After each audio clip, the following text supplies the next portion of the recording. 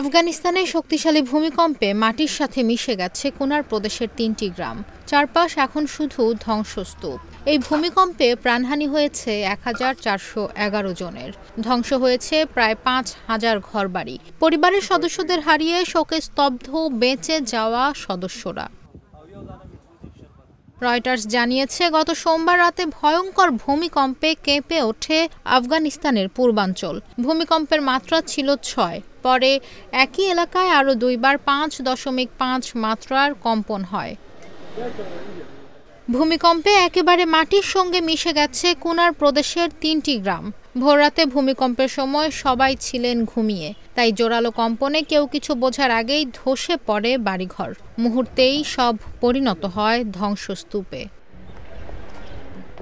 গ্রামের এমন কোনো বাড়ি নেই যেখানে কেউ মারা যাননি। ইউনুস খান নামের একজনই হারিয়েছেন পরিবারের ১২ জন সদস্যকে। বেঁচে যাওয়া মানুষগুলো এখনও থাকছেন খোলা আকাশের নিচে। একটি ছোট তাঁবুতে ৫-৬টি পরিবার থাকার চেষ্টা করছে। নেই খাবার, পানি, নেই কোনো সরঞ্জাম। চারপাশে শুধু ধ্বংসস্তূপ, কান্না আর শোক। জাতিসংঘ সতর্ক করেছে, ধ্বংসস্তূপের নিচে এখনও অনেকে আটকা পড়ে থাকতে পারে, তাই মৃতের সংখ্যাও আরও বাড়ার আশঙ্কা রয়েছে।